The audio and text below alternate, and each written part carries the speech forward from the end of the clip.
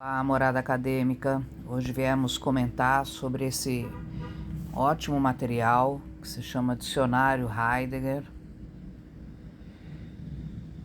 que é muito comum, né, na área da filosofia a gente encontrar esse tipo de material, do Mike Hood, com a tradução de Luísa Buarque de Holanda, né, e revisão de Márcia Sá Cavalcante, da UFRJ. Esses dicionários, né, eles têm o intuito de, além de trazer os principais vocábulos, também discorrer sobre como aquele vocábulo entrou em relação, né, com outros autores, né? Então, é um dicionário de primeira linha, indico, né, para quem está começando na fenomenologia.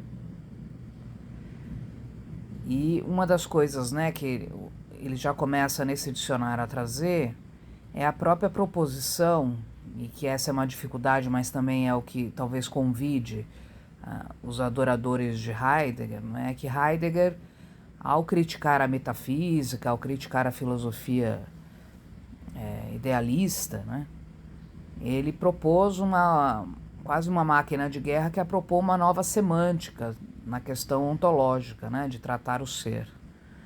Então ele é considerado um filósofo que, além de reordenar, né, pensamentos e ideias, ele também criou, né, uma nova forma de linguagem como um novo caminho, né?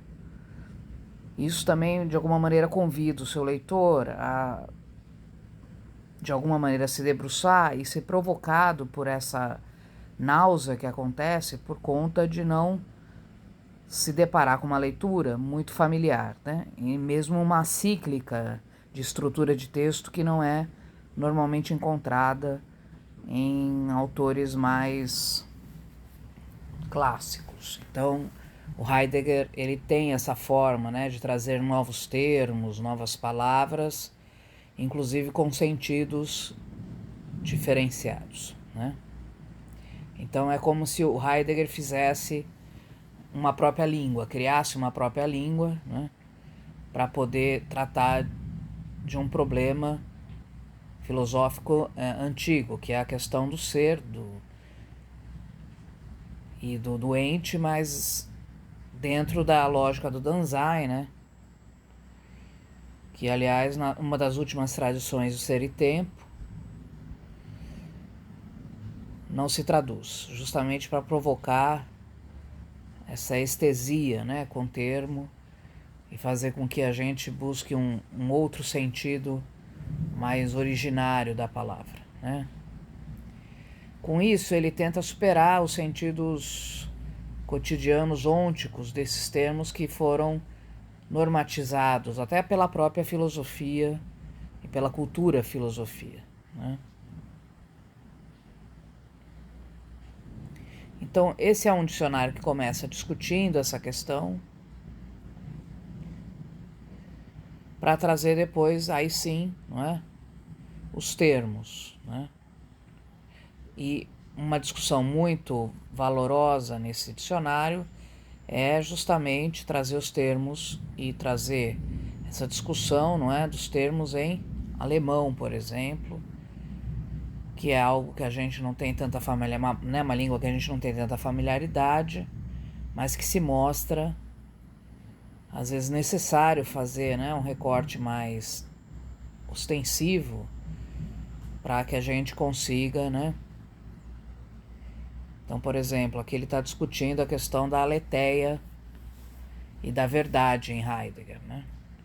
Aliás, tem um livro, O Caminho da Verdade, né? E aí ele trazendo, por exemplo, a ideia da aletheia como essa desocultação, o desencoberto, né?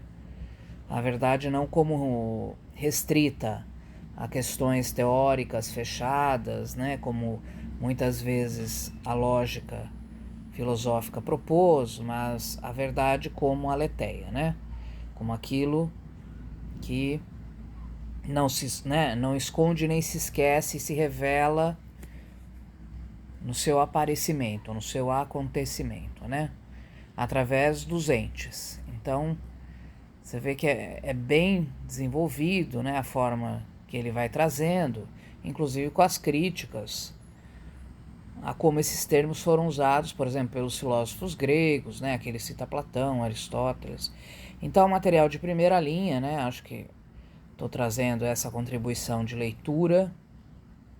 Depois ele vai para a questão da angústia, e aí ele já traz, não é, uma questão vinculada ao temor e ao tédio, que tem a ver com a questão da atmosfera para Heidegger, né? Que é um dos textos também bastante valorosos da obra heideggeriana, né?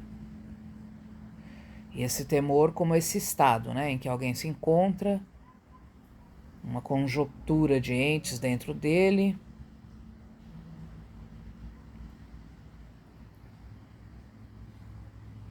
que é diferente da própria questão da angústia, que é uma questão mais ontológica, né, e que não está vinculada com uma conjectura ôntica. E aí todo o tratamento das palavras em alemão, então vocês irem conhecendo, né? Arte e obra, por exemplo, né? Que é muito interessante porque é uma das terceiras fases da obra heideggeriana.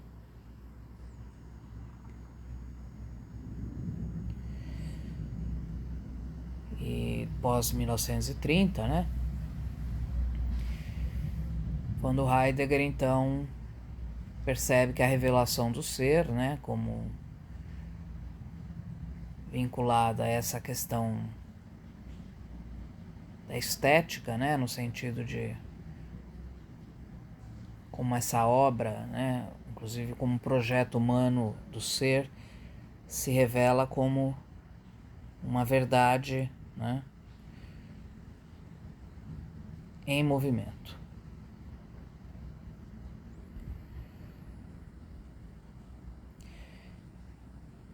Autenticidade e inautenticidade, outra, né, grande vinculação heideggeriana. Né, o ser, ele está sempre nessa dialética, né? Nós somos ao mesmo tempo, né, autênticos e inautênticos, afastados e implicados. Aí já cai para o vocábulo da ciência,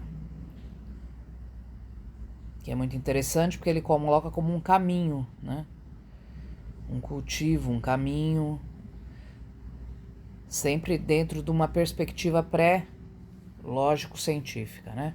Da própria existência. Então, é interessante porque a gente tem uma visão de ciência muito fechada, né? E aqui o Heidegger, ele consegue trazer, né? Compreender e ser, conhecimento e epistemologia, consciência e culpa,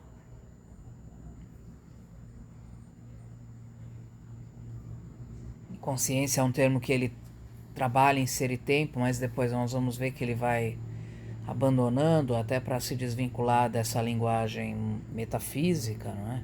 Aliás, essa é uma crítica que ele faz ao próprio Husserl.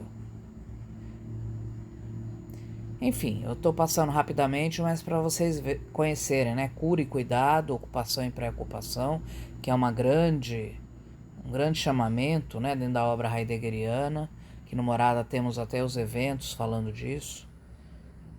Então é isso, gente. Fica a dica, tem vários outros vocábulos, mas eu acho que para vocês entenderem a importância, né, de ter um dicionário de qualidade dentro de uma perspectiva fenomenológica existencial de um autor tão valioso como Heidegger. Obrigado, espero que tenha ajudado e divulgue Morada, continuem estudando, o conhecimento ele sempre alarga a nossa compreensão do mundo e até a próxima.